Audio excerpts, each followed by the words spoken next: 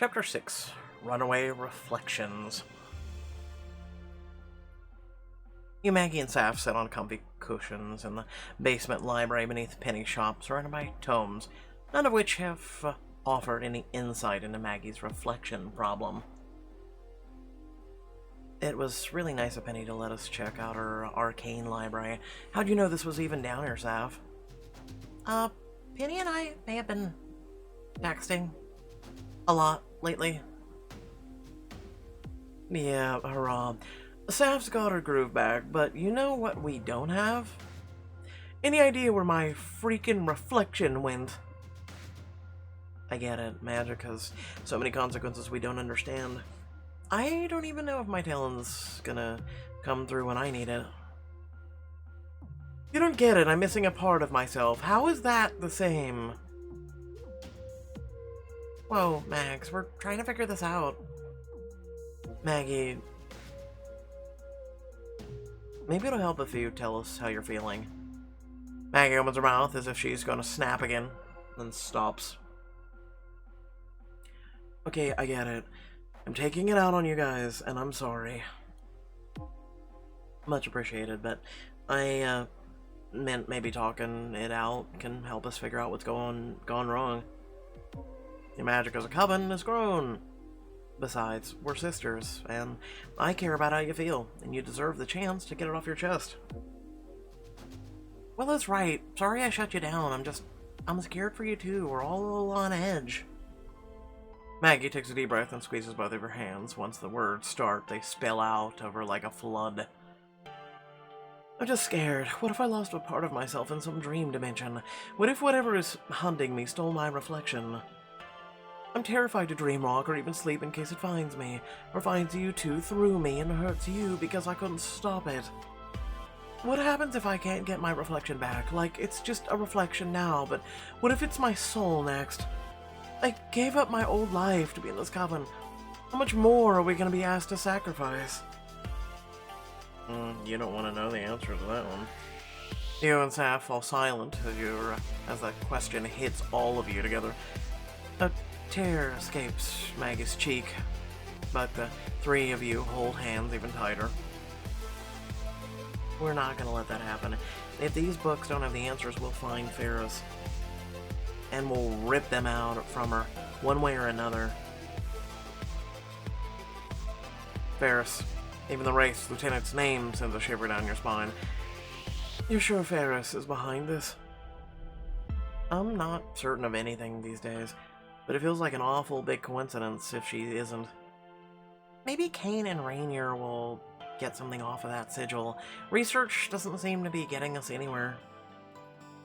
Just then you hear the sound of Penny's feet on the stairs. How's it going, babes? Find what you're looking for yet? We're no closer to identifying the sigil than we were when we started, or figuring out why my reflection's gone MIA. Even Mom's journal hasn't told us anything. If anything, they've been even more cryptic. All this crap about our strengths or our weaknesses. She used to say that to us all the time as kids. F on a test, your strengths or your weaknesses. When I pulled a muscle running track, your strengths are your weaknesses. Mom, thanks. So helpful. Well, I'm no medium, but it looks like there's 3 sad souls in need of a serious pick-me-up. Why don't you come upstairs for a nice home-cooked meal? I'm a halfway decent cook, and believe it or not, I have even more books up in my apartment. Maybe the right one is up there. You'd do that for us? Penny sneaks a smile to Saf. I'd love the company. Diamond choice. Listen, I heard y'all been texting, so, you know. You and your sisters follow Penny upstairs to the apothecary, where she starts to make her way up another set of stairs to her apartment above the shop. I hope you girls are hungry, because I learned to cook from my grandma, and so I only cook enough food to feed 30 people at once. That's fine. Saf eats about enough for 10. Hey! Saf swats at you with one of Mom's journals. As soon as Penny disappears up the stairs, though, Saf quickly grabs her arm before you can follow. Hey, wait, before you go up, I need some advice. I've dated a lot. Well, sort of dated, just casually, though. She takes a glance up the stairs at the door that Maggie's left just barely ajar. But Penny's different. What do I say, Willow? What do I do? How do I not sound dumb? Maybe she likes that part of you if you sound dumb. Maybe she just digs who you are right now. Just be yourself. Joe's obviously head over heels for you just the way you are. Don't overcomplicate things. It's true. Saf's eyes dart nervously to the door, her teeth worrying at her lip. But, like, she's so pretty and sweet, and I've never liked anybody this much. You're sure that there's nothing I could do to improve? Just chill, Saf. You brace your hands on her shoulders and take a slow, steady inhale with her. Oh, yeah, chill, okay, I'm the master of chill. No, not that chill. You got this. Come on. Before they wonder where we went. You proceed up the stairs to Penny's quaint yet cozy apartment. Sit around the table where Penny is already multiple steps into an elaborate meal. So Penny, how did you get involved with all the witchy stuff? These books are just incredible. Incredibly dense. Ah. You nudge Saf, who gladly joins Penny in the kitchen. Let me help you with that. As Penny spins effortlessly through her kitchen, adding spices, chopping veggies, you and Maggie reluctantly crack open more books.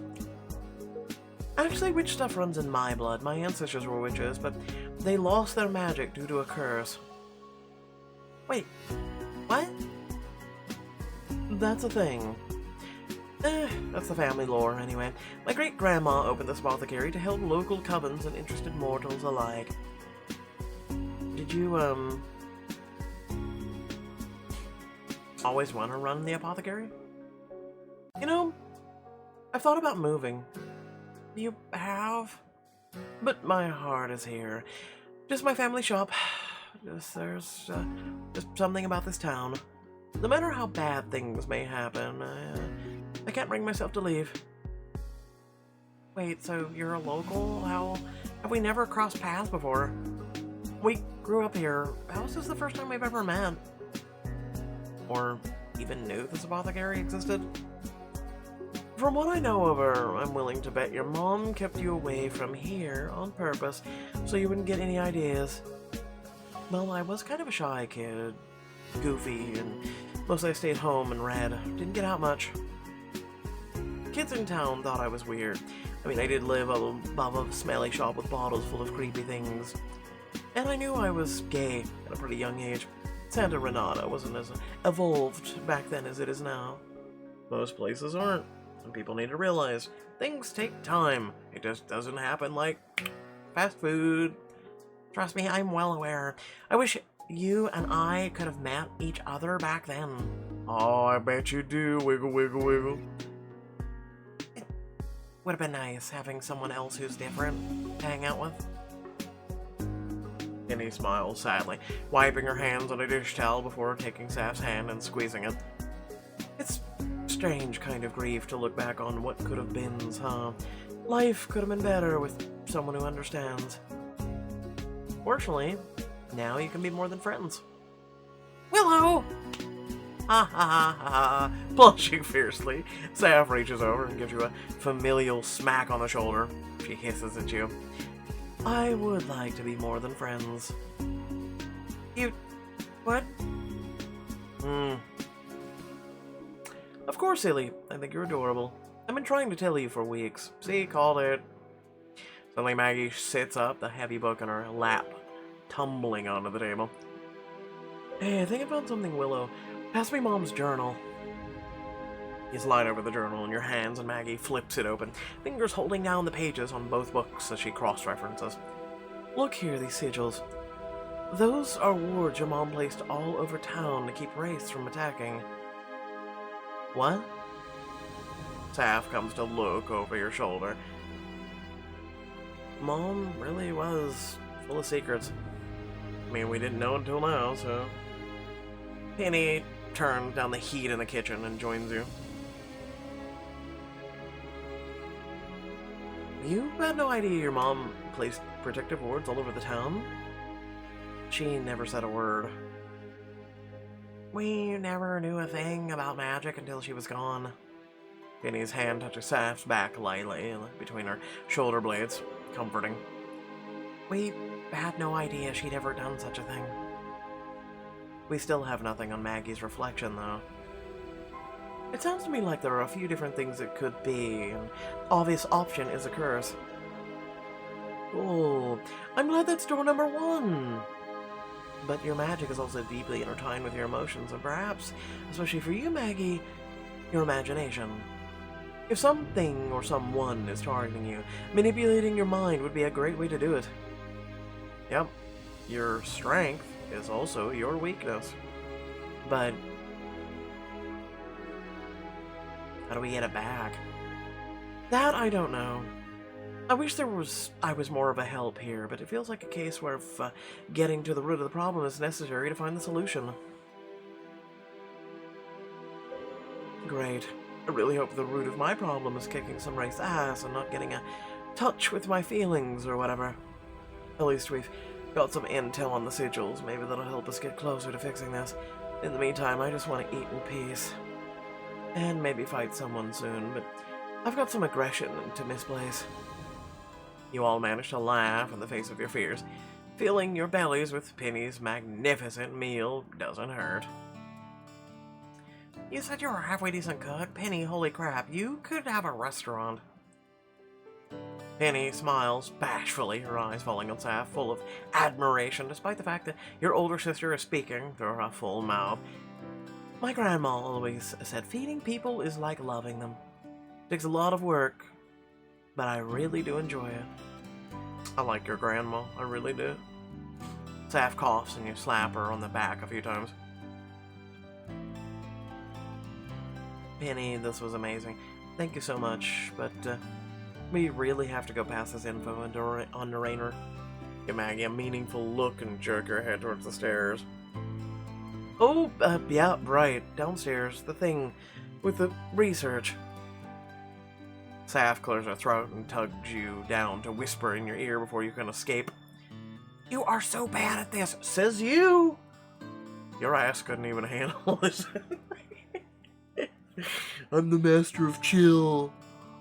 Luckily, Saf is great at cleaning up. See you later, Saf.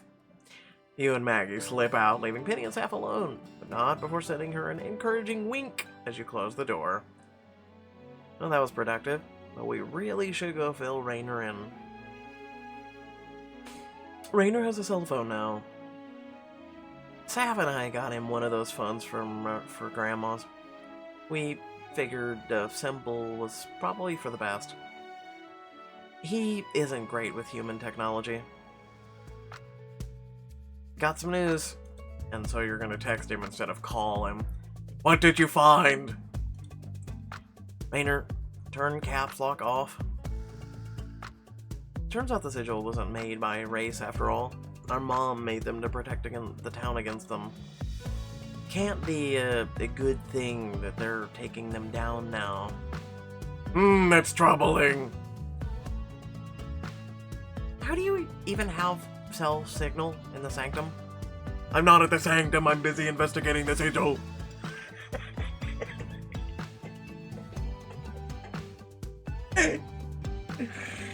Oh, every time I see caps lock, I just imagine someone screaming. I'm serious. Okay, Boomer. You don't have to yell. Willow invited Kane to the Coven GC? Well, listen, aren't you supposed to be busy with Penny? Maggie glares at your voice, slow and seething. Willow, why does Kane have our phone numbers? He's our ally. Now, remember, we're all working together to figure out the deal with the sigil. Your phone dings in unison. Maggie looks down and groans. You're dead to me. What's up, witches? Got the skinny on the sigil. You're welcome. Wraiths are stealing them to use as tickets to get into the next Wraith MTG. MTG. That feels important? Wait, a wraith having a meeting? What are they talking about? I don't know, I've been skipping school. Oh, such a bad boy. Yeah, he has that persona. You know it. Wraith meetings are incredibly dangerous, don't be fooled. Nah, hell yeah. That's what makes them so fun. Why are they using these sigils? The only way to know is to go, baby. Anyway, next one's day after tomorrow. Know what I'm thinking? Willow, me, NYC, be there or be square. You're inviting me to a wraith meeting? Only if you buy me dinner first. Ah, that can be arranged, babe. I know all the choice spots, no mortals allowed. Sounds dangerous. That's the best part. Oh, look. Everyone, the boomer discovered emojis. Not gonna lie, this is kind of funny.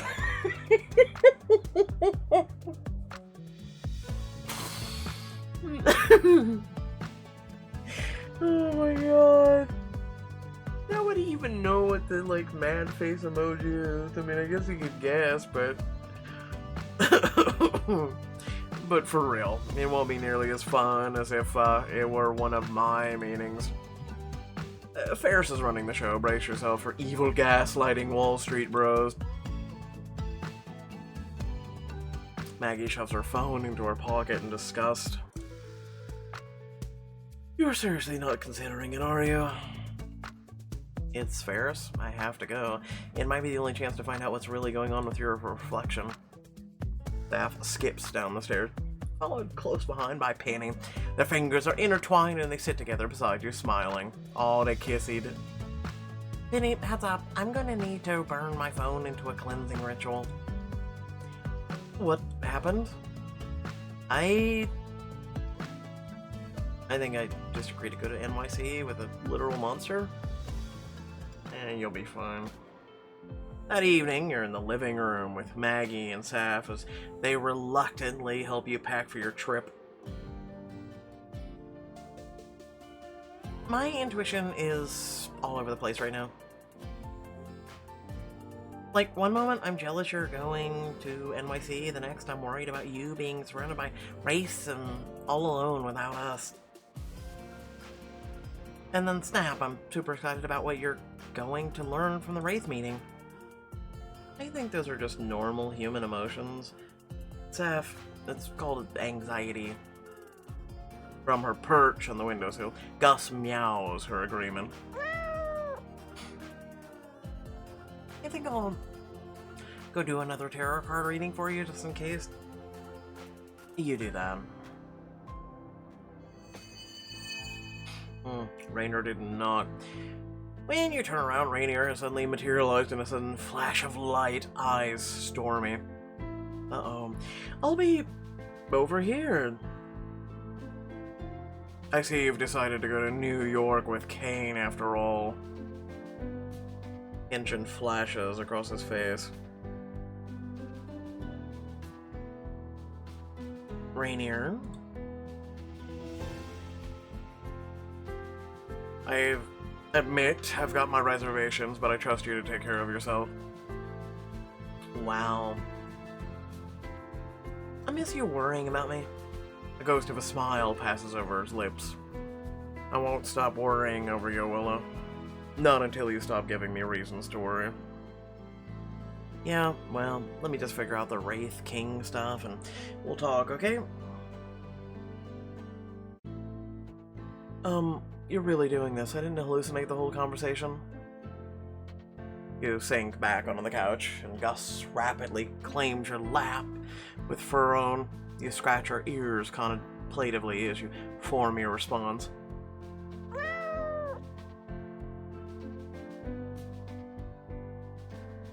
Mags, if wraiths are gathering, and we have an actual wraith who can get us in to spy on them, we can't not check it out. Why can't Rainier go with you as backup? The race would pick up on my aura, ruining the undercover angle. There's a reason I've been Never been able to infiltrate these meetings. His severe expression, gentle something as Saf comes back and settles onto the couch, leaning over you to give Gus scritches.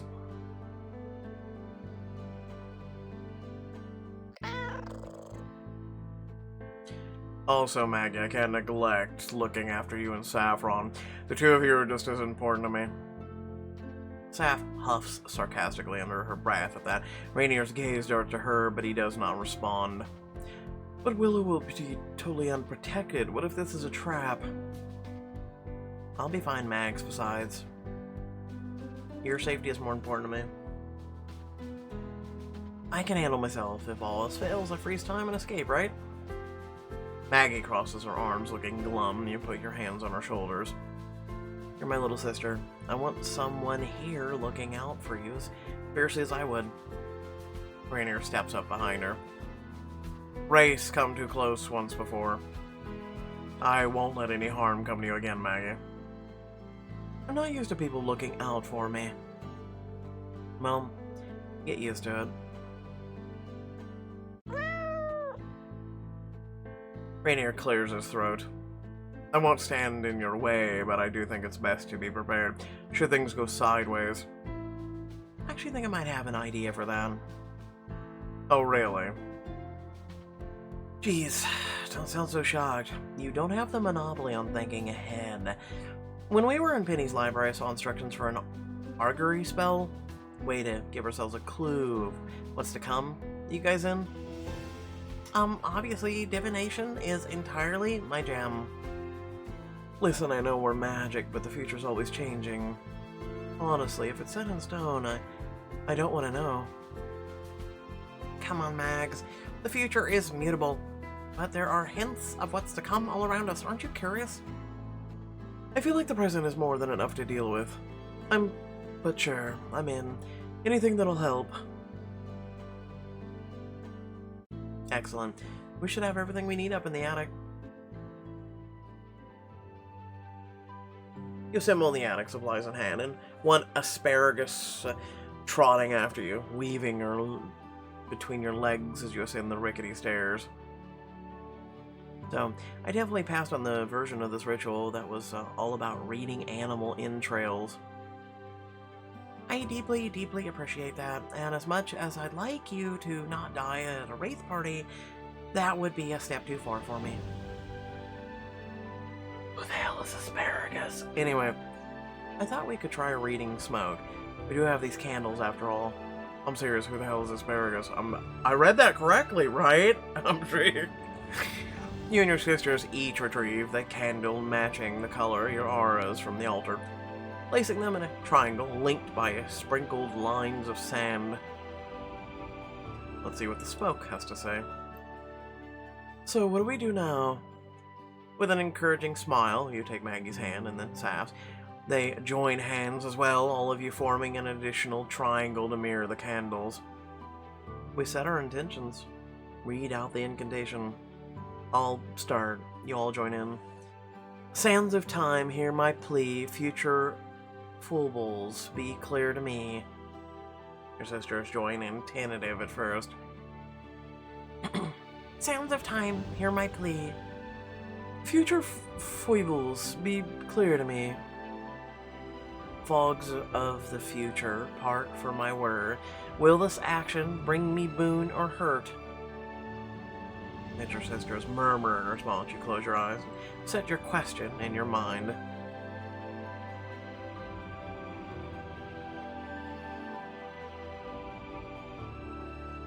Well, of course we're going to be in danger. Can we trust Kane's word? I would assume.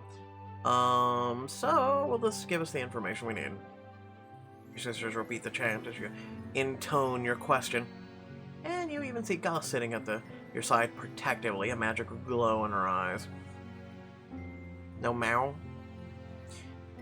If it ends by being all for nothing, you shake your head. No use pointing or positioning until the magic has a chance to work. Is anything happening? Did we mess up? But just as you're convinced you missed a step, or 5 in your reading, smoke balloons outward from the wicks of the candles, rapidly enveloping you and your sisters. We're doing it. We're really doing it. Yeah, okay.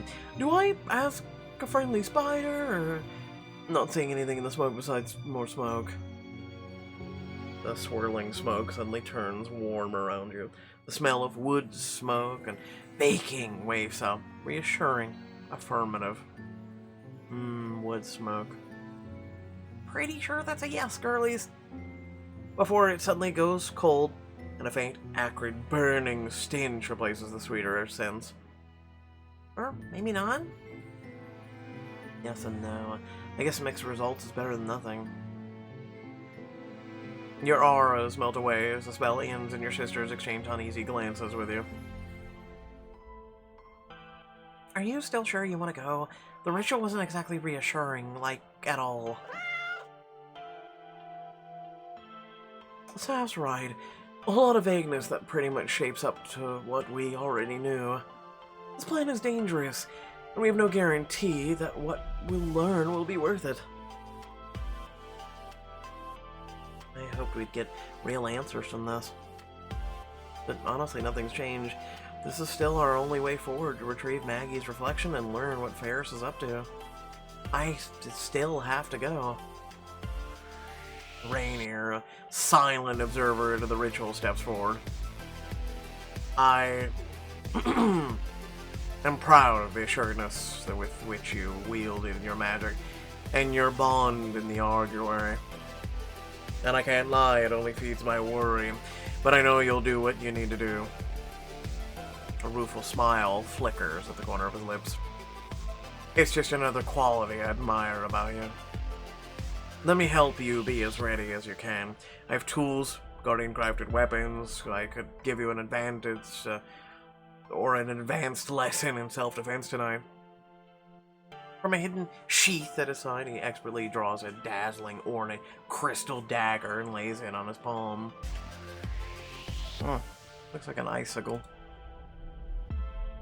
It's beautiful. Wow. Pulling out the big guns. It's dangerous. It requires a deft touch, and I wouldn't offer it if I didn't think you are capable of wielding it, Willow. Well, look, it's all the cool toys. Willow's also the one about to be surrounded by the wraiths in the northern hemisphere, Saf. Saf seems to reconsider, looking discerningly at the voodoo doll she made, sure to carry along with her before tossing it to Gus, who pounces on it with prejudice in the corner. Point taken. I'd rather stay home, binge watch reruns of America's Most Eligible with Penny. She's never seen it. Can you believe it? What do you say, Willow? Diamond choice.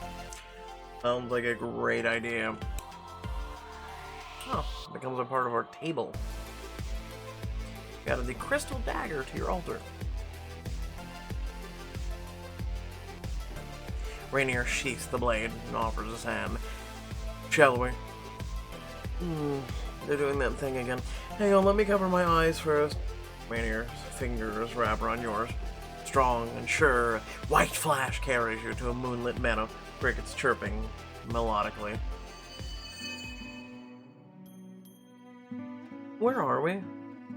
A cool wind rustles the leaves overhead, shifting the lacy shadows and gently shifting patterns on the swaying grass beneath your feet. Somewhere safe where we can train. No. In one swift, graceful motion, Rainier draws the crystal blade from its sheath, flips it, and offers it to you hilt first. You curl your fingers hesitantly around the hilt. Rainier's eyes narrow almost imperceptibly. Not like that. Here. His hands cover yours, shaping your grip. His touch is professional, detached, but warmth of his hem sinks into your skin. Wraiths are quick, cunning, physically strong.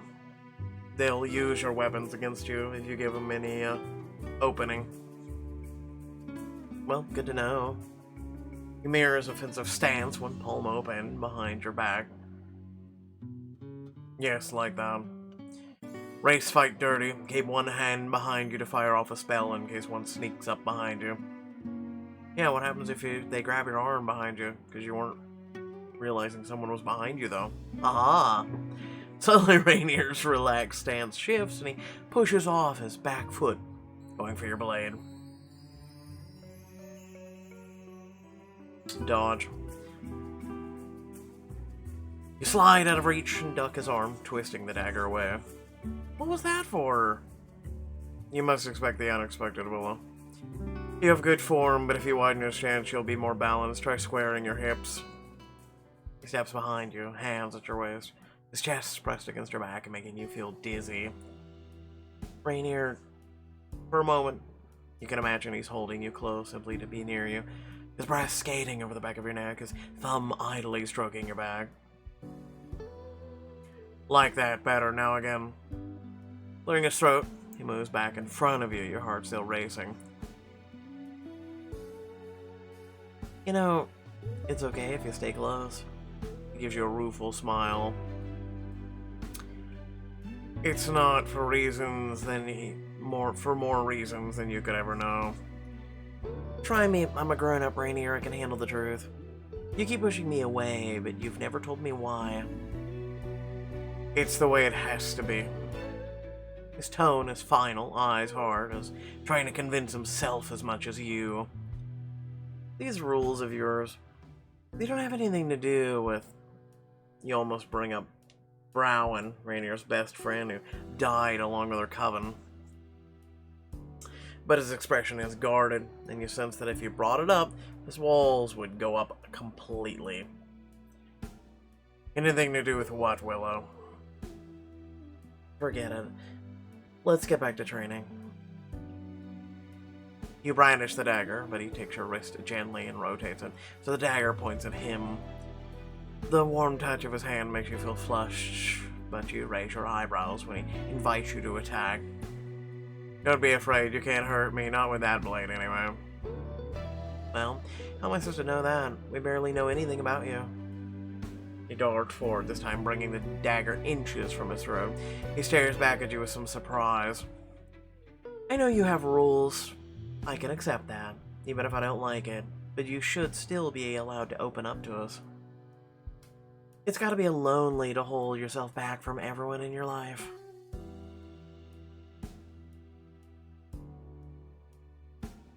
Rainier's eyebrows furrow slightly. Don't give me that face. Fine. You can ask me one question about myself. Wow, one. Don't be generous now. Just one? Let me think.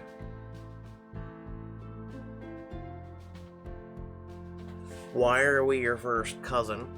You like being a guardian? Have you ever kissed someone? Really? That's your question? Oh. I would have asked, do you have feelings for me that are romantically inclined? But okay. He raises an eyebrows, a slight smile pulling at his lips. Of course I have. Guardians aren't celibate.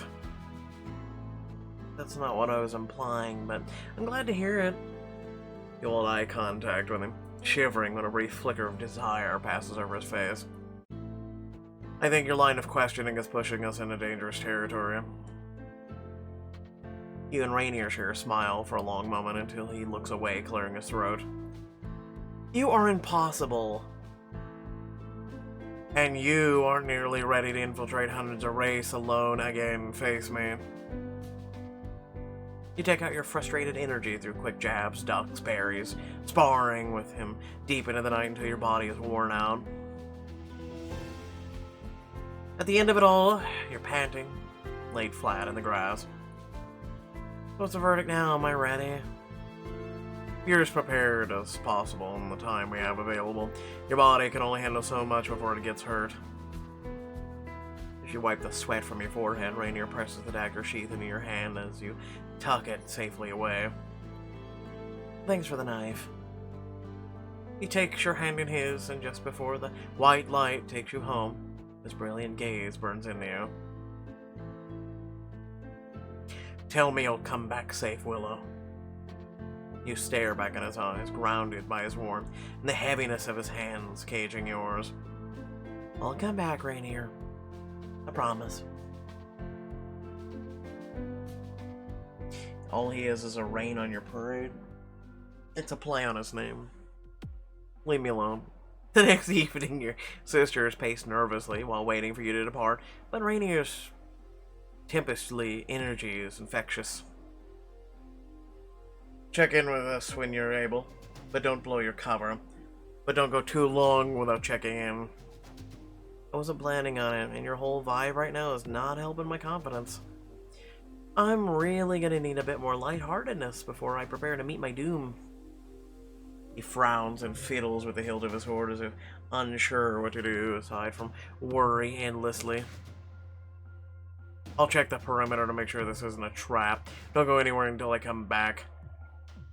With a solemn nod, he leaves you and your sisters alone. You make for the couch. So, someone's got it bad.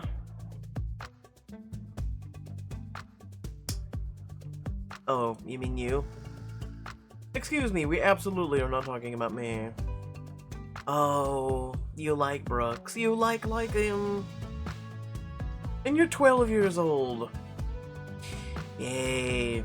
I didn't get to tease you when we were in dumb middle school kids with our first crushes. Gotta make it for lost time. What's next? Spin the bottle and prank calls? Maybe. You know, I'm booked solid tonight, but I'm sure if I call up Brooks, he'd be down for a 2-player game. Don't you dare. I don't know. Sounds kind of fun. Wouldn't mind having an adolescent do-over personally. Then you call Penny and follow your bliss while I pretend I don't know any of you. But the real question is, how do you feel, Willow? Our guardian angel isn't the only one obviously into you right now. Saf and Mag exchange looks, some kind of quiet agreement passing between them. Saf's expression settles into what passes for serious with her. Time to spill, Willow. Which hottie is getting your rose? We want to check in, and we promise not to make fun of you. I never agreed to anything. If you really have to know, I'm crushing on no one. Okay, let's just drop it. I don't believe that for a second. It's true, I'm not interested. Fine, keep your secrets then. See how long that lasts. You suddenly take in the situation, let out a laugh. Clue which in on the joke? I'm about to teleport across the country with basically a real-life demon to sneak into a meeting of the evil guys TM where I could meet my death. And we're sitting on the couch talking about crushes like love-struck teenagers. I'm really glad I have you guys. As you share this moment with your sisters, Rainier appears in a golden-white corona. He's here.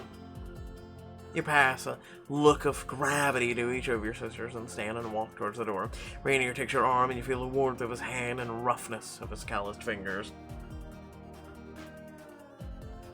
Come home safe.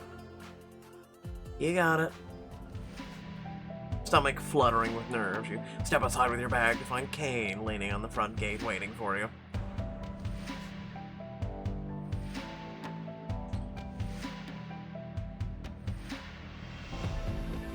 Ah, there's my favorite witch. Your favorite, huh? It's a pretty low bar. Don't let it go to your head. He holds out his hand to you. New York City awaits. You ready for this, beautiful? Ready as I'll ever be. You slip your hand uneasily into his and he squeezes it.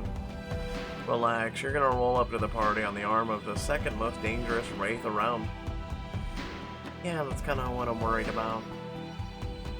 Where's your coven? I'm not coming to see you off. The sight of you kinda makes them sick, so no. Wow! Ouch! He laughs like you've told a funny joke and takes your bag from your hand and slings it over his shoulder. Not even a guardian chaperone tonight. I'm shocked, scandalized even. Whatever might happen to you all alone with me in the dark. He lowers his voice dramatically and you roll your eyes. Try something shady and I'm sure you'll figure out real quickly where Rainier is. He drapes an arm across your shoulders, a wicked smile playing on his lips. Sure, you trust yourself alone with me on the other side of the country. You know I'm the villain in this story, right? His eyes dart down your body and back up again, a dark promise lingering there. Maybe I can't keep my hands to myself.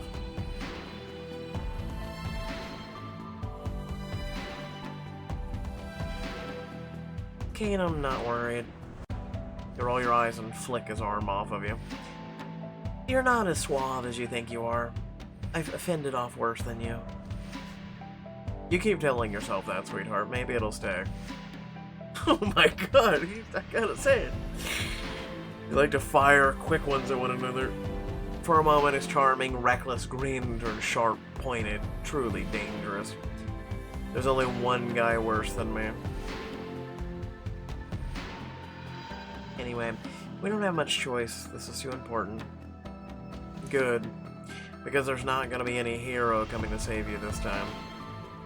You stop, pulling back against his grip on your hand, a warning note in your voice. Kane. Look, I promised you'd be safe. You'll be safe. I'm not going to let anything happen to you, understand? Not your overgrown tooth fairy. He tugged you in close to his body. You swallow hard as he whispers soft in your ear. Close your eyes. Your stomach roils with nerves as he wraps you both in shadows. The world spins away beneath your feet.